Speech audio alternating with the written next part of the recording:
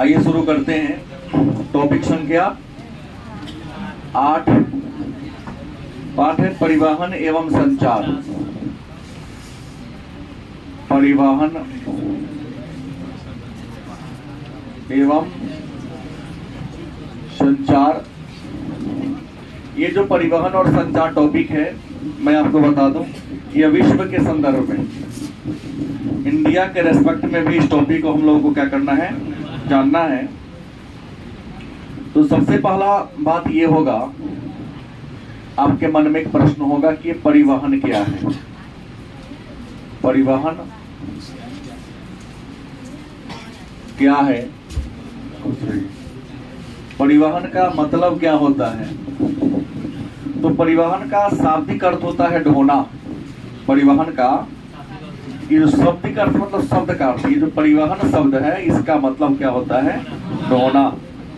मतलब किसी वस्तु को, वस्तु में कुछ भी हो सकता है, या सेवा को, सेवा मतलब इंसान की जो उपयोगिता होती है उसको सेवा कहते हैं। हर इंसान में कुछ गुण होता है ना, यूटिलिटी होती है। इंसान के अंदर जो गुण होता है छुपा हुआ, उसी गुण को उसके हम सेवा कहते हैं। तो किसी वस्तु को या सेवा को एक स्थान से दूसरे स्थान तक ले जाना क्या कहलाता है? परिवहन कहलाता है। गलत कि सही? किसी भी अर्थव्यवस्था के विकास में या किसी भी देश के विकास में परिवहन का स्थान बड़ा महत्वपूर्ण है। विद्वान कहते हैं कि हमारे बॉडी में रक्त के प्रवाह में जो स्थान धमनी और शिरा का है, फिर हम नस कहते हैं, जिसे हम लोग क्या कहते हैं? नस कहते हैं। हमारे बॉडी में रक्त के प्रवाह में, रक्त मतलब क्या होता है? खून को प्रवाह करने में जो काम धमनी और शिरा का है, वही काम भारत में ही संपूर्ण विश्व के डेवलपमेंट में परिवहन का। गलत सही? क्योंकि परिवहन के माध्यम से ही आप किसी सामान को या किसी व्यक्ति को एक जगह से दूसरे जगह पर ला सकते हैं या ले जा सकते हैं। अगर परिवहन और परिवहन के साधन नहीं होते तो लाते ले जाते, लेकिन क्या होता? देर लगता। और विद्वान कहते हैं कि सड़कें जितनी ज्यादा चौड़ी होगी, जितनी अच्छी होंगी, देश का विकास उतना ही तीव्र गति से होगा। गलत सही? अब सवाल है, तो एक बात तो आ गया कि परिवहन की तुलना विद्वानों ने किससे किया है? धमनी व शिरा से किया है। गलत कि सही? तो सोच सकते हैं कि धमनी और शिरा हमारे बॉडी के लिए कितना महत्वपूर्ण है, रक्त के प्रवाह के लिए कितना महत्वपूर्ण है। तो किसी देश के विकास के लिए भी परिवहन का होना बहुत ही जरूरी है। क्योंकि देश की, किसी देश की सुरक्षा, समृद्धि, गलत कि सही, ये सब निर्भर करती है परिवहन और परिवहन के साधन पर। सड़कें अच्छी होंगी, मान लो कि देश के किसी कोना में, किसी क्षेत्र में कोई घटना घट गई, वायु मार्ग हो, चाहे जल मार्ग हो, चाहे स्थल मार्ग हो, बड़ी तेज गति से गाड़ी वहां पहुंच जाएगी और वहां जो समस्या है, समस्या का क्या करेगी? समाधान कर लेगी। सड़कें अच्छी नहीं होंगी तो कंट्रोल करने में क्या होगी? परेशानी होगी। अब सवाल है, परिवहन के विधा कितने हैं? परिवहन की विधा कितनी है? तो परिवहन की अगर विधा की बात करते हैं तो विद्वान कहते हैं परिवहन की 3 है कि 4 है? 4 विधाएं। पहला आ गया स्थल परिवहन, दूसरा कौन हो गया? जल परिवहन, तीसरा कौन हो गया? वायु परिवहन, अब चौथा हो गया पाइप लाइन परिवहन। गलत कैसे है? तो परिवहन की कितनी विधाएं हैं? 4 विधा है। पहला कौन है? स्थल के माध्यम से। स्थल माने जमीन कह सकते हैं। स्थल के माध्यम से हम, आप या संसार का कोई व्यक्ति यदि एक स्थान से दूसरे स्थान तक जाता है तो आप उसे क्या कहोगे? स्थल के माध्यम से अगर हम एक स्थान से दूसरे स्थान तक जाते हैं तो उसे क्या कहेंगे? स्थल परिवहन। दूसरा है जल। जल के माध्यम से। किस माध्यम से? जल के माध्यम से अगर एक स्थान से दूसरे स्थान तक जाते हैं तो उसे क्या कहेंगे? जल परिवहन कहते हैं। हवा के माध्यम से। किसके माध्यम से? हवा के माध्यम से यदि आप एक स्थान से दूसरे स्थान तक जाते हैं तो वायु परिवहन कहेंगे। और पाइपलाइन, पाइप है ना, पाइपलाइन के माध्यम से इंसान तो नहीं जाता है, क्या जी? तरल पदार्थ जाता है, चाहे वो दूध हो, पेट्रोलियम हो, पानी हो। गलत सही? तो पाइपलाइन के माध्यम से तरल पदार्थ को एक स्थान से दूसरे स्थान तक ले जाना या ले आना, पाइपलाइन परिवहन। और ये परिवहन का सबसे नवीनतम विधा है। बस समझ गए? अब सवाल है, इन परिवहन के इन साधनों में सबसे सस्ता कौन है? तो परिवहन के इन साधनों में सबसे सस्ता जल परिवहन है। क्यों? क्योंकि जल परिवहन के लिए सड़क बनाने की, मार्ग निर्माण की जरूरत नहीं होती है। इसमें परिवहन लागत बहुत कम आता है। और दुनिया में जो अंतर्राष्ट्रीय व्यापार होता है, मतलब एक देश अपनी सीमा को लांघ करके दूसरे देश के साथ अगर व्यापार करता है उसको अंतर्राष्ट्रीय व्यापार करते हैं। संसार का लगभग अधिकांश देश अपना 90% अंतर्राष्ट्रीय व्यापार जल मार्ग से करता है, क्योंकि हवाई जहाज परिवहन का सबसे तेज है लेकिन सबसे महंगा साधन। गलत सही? वहां एक इंसान के साथ 4 से 5 किलो सामान ही अलाउ है। उससे ज्यादा अगर आप लेके जाते हैं तो जितना ग्राम मतलब केजी वजन बढ़ेगा उसके हिसाब से किराया बढ़ेगा। बस समझ गए? रेल की तरह नहीं कि पूरा घर के खिनरा गुदरा बिछौना सब लाद दिए, चौकी उकी सब मोड़ मार के लाद दिए, चल दिए। होता है ना, साइकिलों लाद दिए, मोटरसाइकिलों लाद दिए। नहीं, तो ये है परिवहन का सबसे महंगा, तेज ये है, सबसे सस्ता ये है। अंतर्राष्ट्रीय व्यापार सबसे अधिक इसी माध्यम से होता है। ये जो स्थल परिवहन की अगर हम बात करते हैं तो स्थल परिवहन के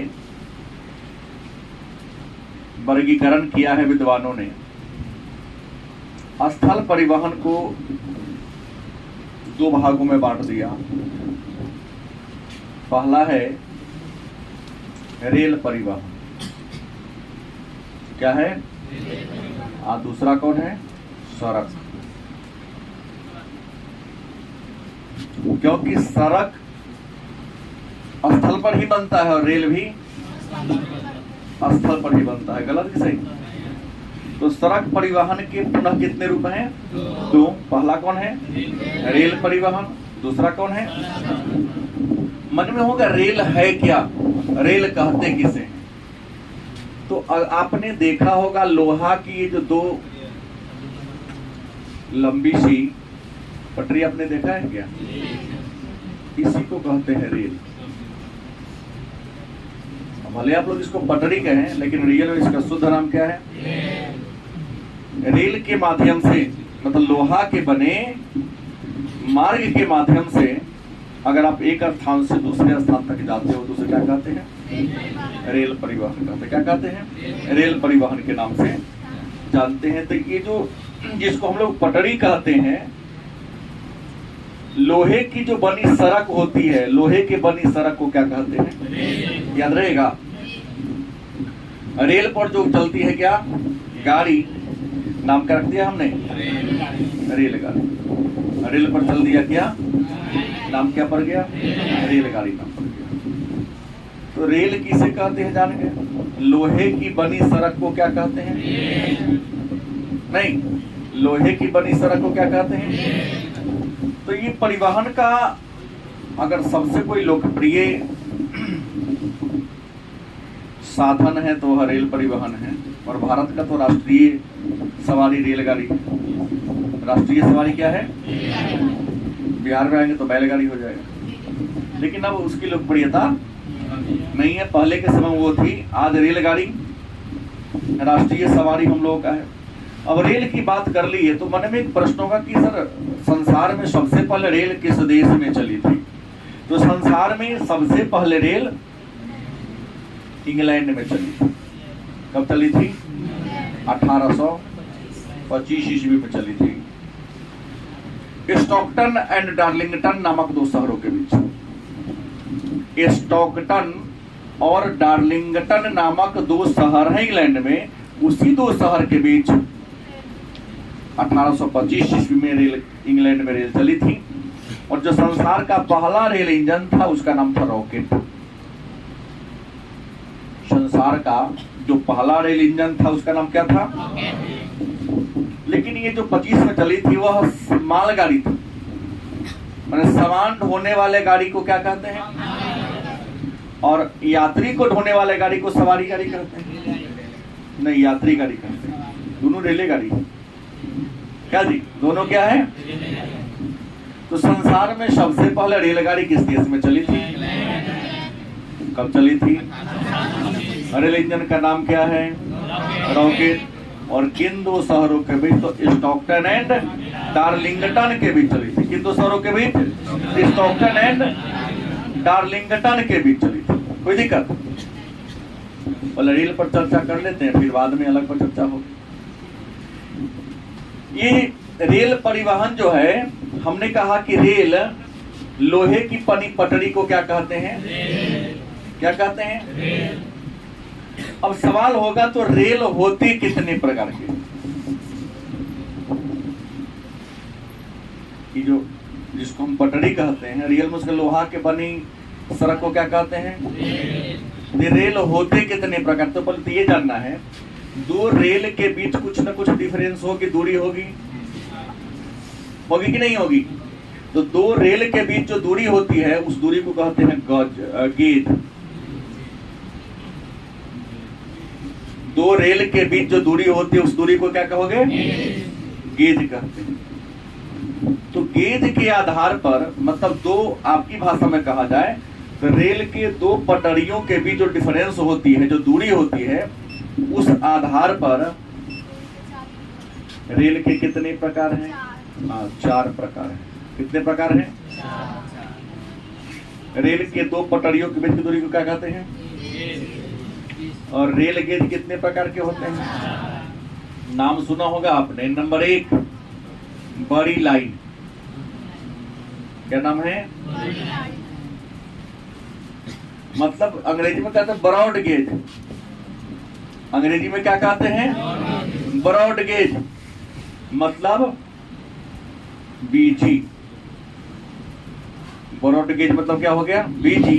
अब कहेंगे ब्रॉड गेज किसे कहते हैं? तो कहते हैं जब दो रेल के बीच की दूरी 1.5 मीटर।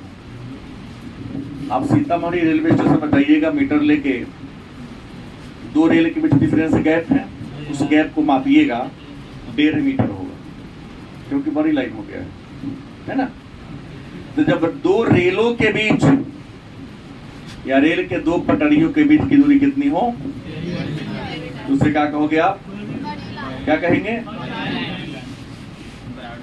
दूसरा है मानक लाइन, स्टैंडर्ड गेज, एसजी। ये इंडिया में नहीं है। ये जो मैं बता रहा हूं मानक लाइन, ये इंडिया में नहीं है, विश्व के कुछ ही देशों में है ये चलती है। कहता जब रेल के दो पटरियों के बीच की दूरी या जब दो रेलों के बीच की दूरी 1.44 मीटर हो, मतलब 1.5 मीटर से थोड़ा सा क्या हो, कम हो, तब उसे क्या कहोगे? तीसरा जो है वो है मीटर लाइन। तीसरा कौन है? मीटर।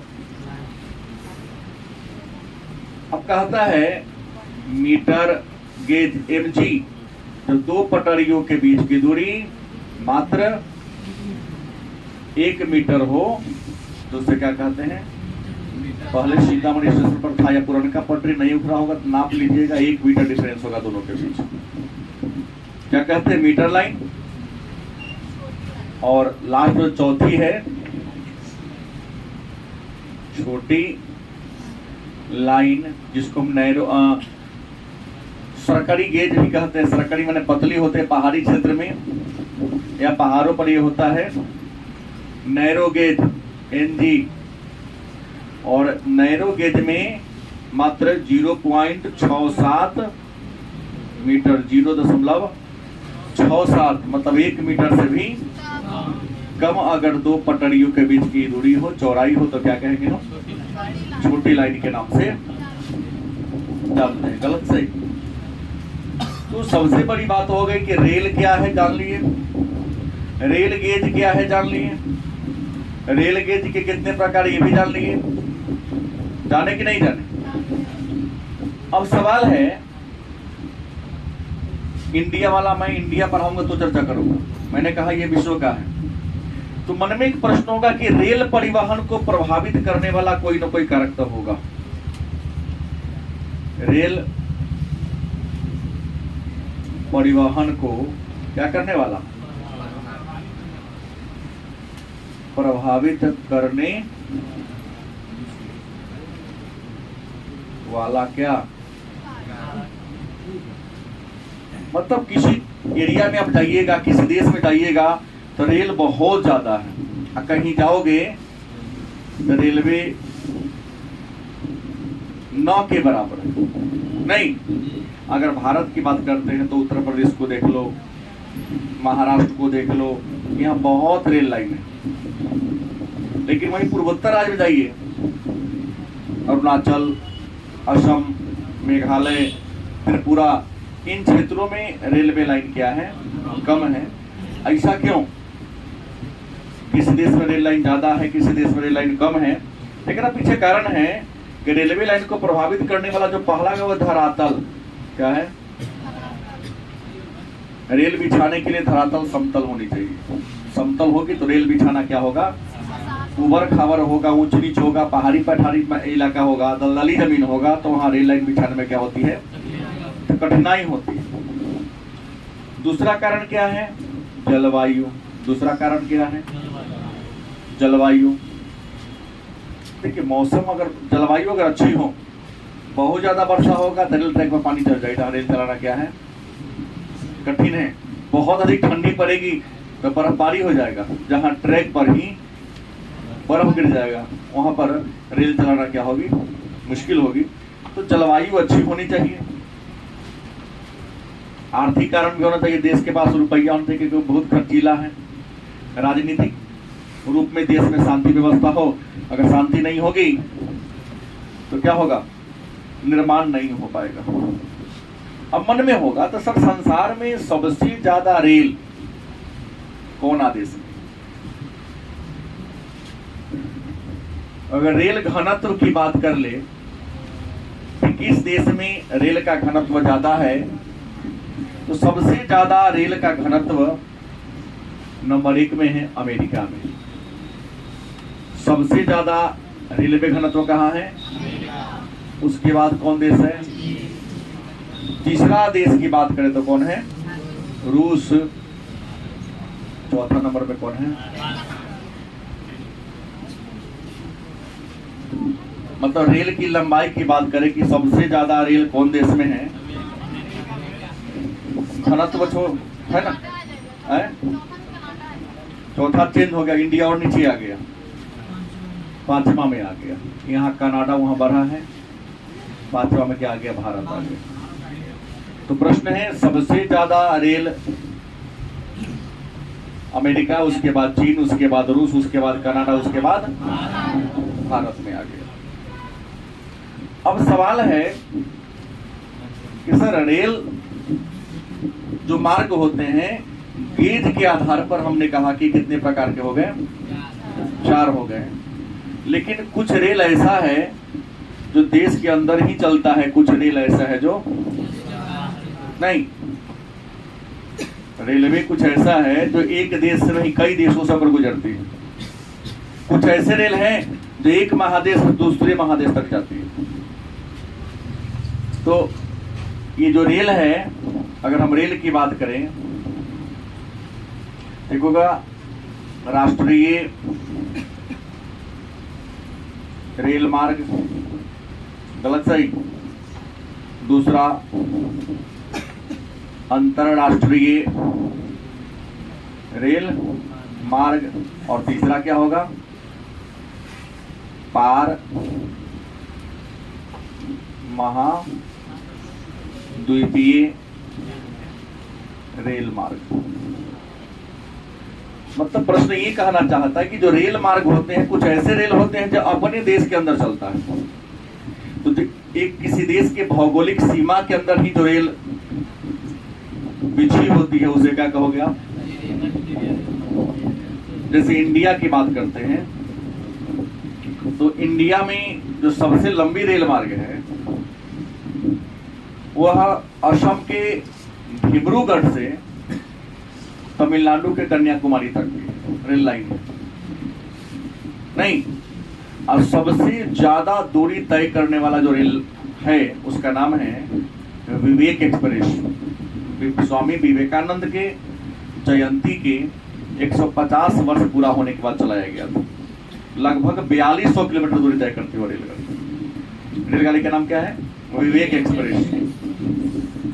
इससे पहले था हिंद सागर एक्सप्रेस जो 3700 दूरी पर तय करती थी। तो देश के अंदर ही अगर चलती है तो क्या कहेंगे? लेकिन कुछ ऐसे भी रेल हैं जो एक नहीं कई देशों से होकर गुजरती है, उसे क्या कहोगे? अंतरराष्ट्रीय रेल मार्ग। अंतरराष्ट्रीय रेल मार्ग होगा। कुछ ऐसा भी रेल है जो दो महादेशों के बीच चलती है, और ये प्रश्न बार बार आता है, पार महाद्वीपीय रेल मार्ग क्या है? ये दोनों तो आसान है, लेकिन पार महाद्वीपीय रेल मार्ग क्या है? 2 अंक का प्रश्न है। तो वह रेल मार्ग जो दो महादेशों के बीच गुजरती है, या दो महादेशों को जोड़ने वाला जो रेल मार्ग है, उस रेल मार्ग को क्या कहते हैं? पार महाद्वीपीय रेल मार्ग के नाम से जानते हैं। गलत कि सही? अब मन में एक प्रश्न होगा कि सर कुछ पार महाद्वीपीय रेल मार्ग का नाम बताइए। ये दोनों तो हो गया कि देश के अंदर ही चलेगा, दो देशों के भी चलती है। और पार महाद्वीपीय रेल मार्ग माने वह रेल मार्ग जो क्या होता है? दो महादेशों को जोड़ती है, या दो महादेशों के बीच क्या होती है? चलती है। इसमें एक है सबसे बड़ा जो है उसका नाम है ट्रांस साइबेरियन रेल मार्ग। पार महाद्वीप में नंबर 1 कौन है? ट्रांस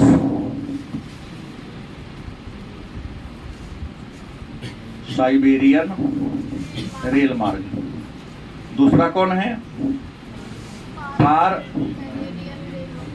कैनेडियन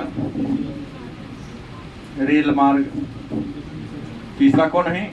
यूनियन, क्या जी? Union and central pacific rail मार्ग। पांचवा है, चौथा ऑस्ट्रेलियन क्या? ट्रांस कॉन्टिनेंटल रेल मार्ग। और पांचवा है ओरिएंट, क्या है? ओरिएंट एक्सप्रेस रेल मार्ग।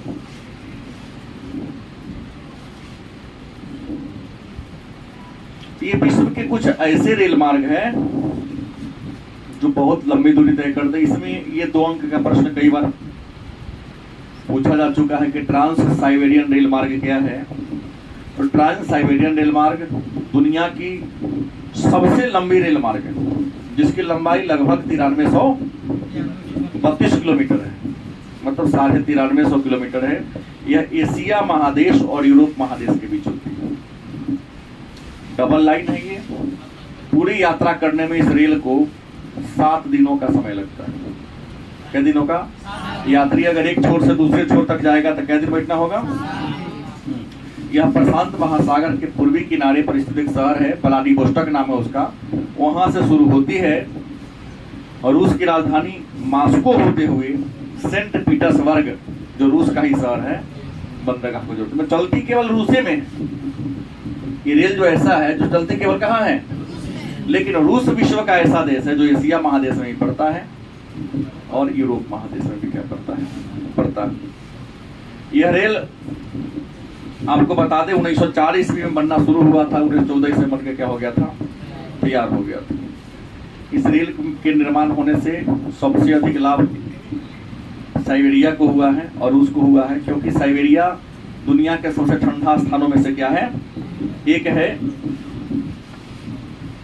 इतनी ठंडी पड़ती है जहां जाना मुश्किल था, लेकिन जब ये रेल बन गया तो साइबेरिया में जो खजाना छिपा हुआ था, प्राकृतिक संसाधन छुपा हुआ था, इस रेल के बन जाने के कारण वहां के सारा खजाना को रूस की सरकार यूज कर रही है। नहीं, रूस के विकास का इसको वरदान माना जाता है। साइबेरिया के विकास के भी वरदान है तो रूस के विकास का भी क्या है, वरदान है। दूसरा है ट्रांस कैनेडियन चाहे पार कैनेडियन। यह कनाडा एक देश है जो क्षेत्रफल के दृष्टिकोण से विश्व का दूसरा बड़ा देश है। पहला कौन है, रूस, दूसरा कौन है, ये कनाडा में चलती है और हैलिफैक्स से लेकर वैंकूवर तक जाती है। और इस रेल मार्ग की लंबाई भी लगभग 7100 किलोमीटर है, 7050 किलोमीटर इसकी लंबाई है। और यह रेल मार्ग कनाडा के विकास के लिए इतना ज्यादा महत्वपूर्ण है कि पार कैनेडियन रेल मार्ग को कनाडा के आर्थिक विकास की धमनी माना जाता है। इसके बाद और भी कई रेल मार्ग, union and central pacific rail मार्ग। यह रेल में कहाँ है, अमेरिका में है। कौन देश में है, अमेरिका में है। और अमेरिका में ये पश्चिमी किनारे पर शहर और पूर्वी किनारे पर जो शहर है, चाहे फ्रांसिस्को नगर और न्यूयॉर्क महानगर को क्या करती है, आपस में जोड़ने का क्या करती है, माने अमेरिका के पूर्वी हिस्सा से लेकर पश्चिमी हिस्सा तक क्या करती है, चलती है। ऑस्ट्रेलिया एक महादेश है। ऑस्ट्रेलिया और एक देश भी है। ऑस्ट्रेलिया में चलने वाली सबसे लंबी सड़क है। ऑस्ट्रेलिया महादेश के उत्तर और दक्षिण के बीच,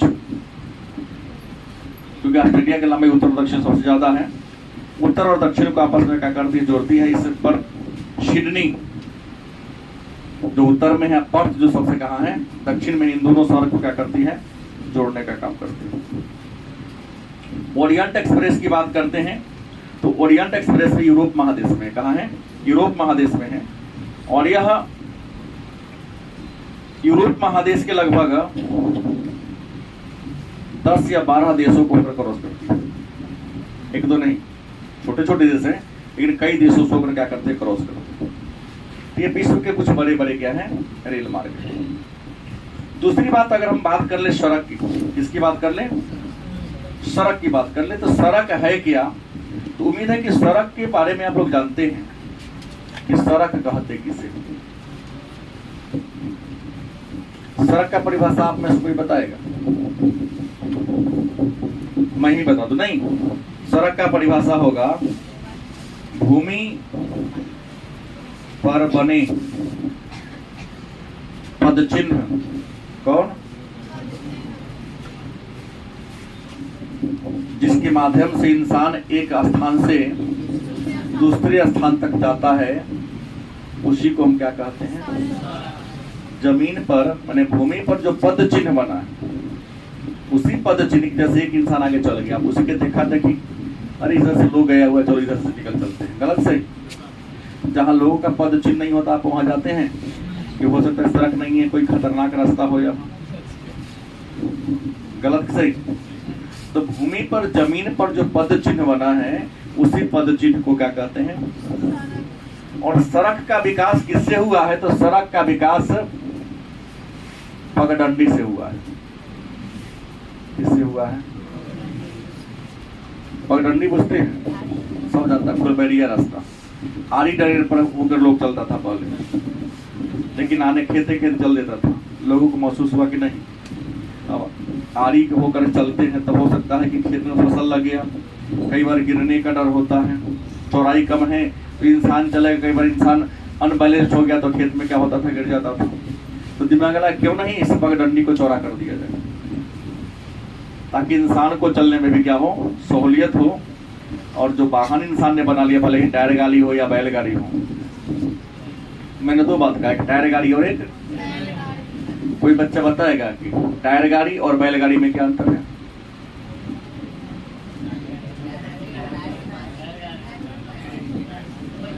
बताएगा तू, खड़ा हो। टायर गाड़ी और बैलगाड़ी में क्या अंतर है? क्या रहता है? टायर गाड़ी में रबर का चक्का होता है, ठीक बोला ही, बैठ जा, वेरी गुड। टायर गाड़ी नाम है, टायर रबर के चक्का का बना जो गाड़ी होता है, लकड़ी का ही होता है, लेकिन चक्का कथी का होता है? किसका बैले है उसमें? नहीं, अब लोहा बन गया, पहले लकड़ी का उसका चक्का बनता था, काठ का, जिसको लकड़ी कहते हैं। अभी भी पंपी सेट होने वाला था। आप पहले के भोजपुरी फिल्मों में देखो ना, वही गाड़ी चलेगी। आप नहीं देखो, आपकी निजी समस्या है। लेकिन भोजपुरी जो फिल्म होता है, जो पुराने वाले देखेंगे आप लोग, उसमें क्या होता है, लकड़ी का ही चक्का वाला गाड़ी मिलेगा। तो लकड़ी का चक्का भी लकड़ी का हो नहीं, अब पूरी गाड़ी भी लकड़ी का हो, खींच कौन रहा हो, बैल, तो उसको हम कहते हैं बैलगाड़ी। क्या कहते हैं? खींचता बैल है, लकड़ी का ही पूरी गाड़ी है, लेकिन जो टायर वाला चक्का बना दिया रबर का है, वो कहते क्या है, नाम पड़ गया टायर गाड़ी। नहीं, जो बैलगाड़ी था उसमें बैल को थोड़ा प्रेशर ज्यादा पड़ता था, क्योंकि पूरा चक्का गोल नहीं हो पाता था, सर्किट फंस गया, टक टक टक टक चेचा करता था उसमें। हमेशा जो पहलवान होते हैं, पहलवान बुझते हैं, तो टायर को चलाने वाले, टायर के ड्राइवर को पहलवान कहते हैं, बैलगाड़ी के ड्राइवर को पहलवान कहते हैं ना। मोबिल उसके चक्का में रखता ताकि चेचा ना करे। तो हमने कहा पगडंडी से ही सड़कों का क्या हुआ है, विकास हुआ है।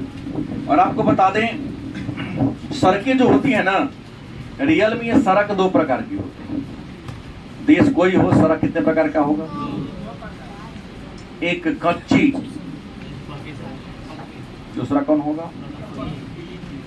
सड़क होते कितने प्रकार के हैं तो सभी जानता है। सड़क दो प्रकार का होता है, एक कच्ची जो मिट्टी का बना होता है, मिट्टी के बने सड़क को क्या कहेंगे?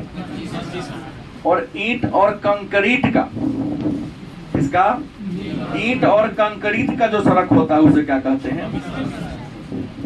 गलत सही? आज तो पक्की सड़क ज्यादा है, कच्ची सड़कों की संख्या क्या है, कम है। तो मिट्टी के बनी सड़क को क्या कहते हैं आप लोग? और ईंट और कंक्रीट जो सड़क बन गया उसे क्या कहते हैं? अब प्रश्न ये होगा, तो सड़क परिवहन को प्रभावित करने वाला कारक कौन है?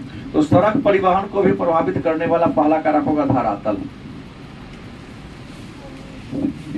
जमीन समतल होगा, धरातल मतलब धरती का सतह।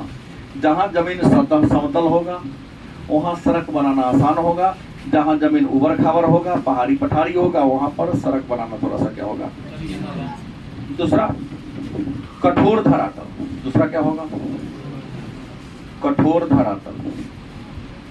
धरती का तो यदि कठोर है तो वहां जो सड़क बनेगी टिकाऊ बनेगी। देखते हैं ना, अब दक्षिण भारत में सड़कें बहुत अच्छी अच्छी आपको मिलेगी, नेपाल की सड़कें आपको बिहार से अच्छी मिलेगी। रीजन पता है? क्योंकि पहाड़ी इलाका है, वहां जो बन गया जल्दी टूटता, और अपने यहाँ दलदली जमीन, बाढ़ का इलाका है। जैसे सड़क तो बन गया, पानी लग गया, अब बड़े बड़े भारी भारी वाहन चलते हैं, ट्रक बस 10 चक्का 12 चक्का 20 चक्का 50 चक्का बार ट्रक चलते हैं, लोड लेके चलते हैं। सड़क को क्या करता है? दलदली होगा, धसा देता है, तो जल्दी टूट जाता है। उसके बाद घनी आबादी, आबादी ले लो सीधे। देखो, जिस क्षेत्र में लोग ज्यादा होंगे वहां सड़क ज्यादा होगा, जहां लोग कम होंगे वहां सड़क कम होगा, क्योंकि सड़क का डिमांड लोग ही ना करेगा।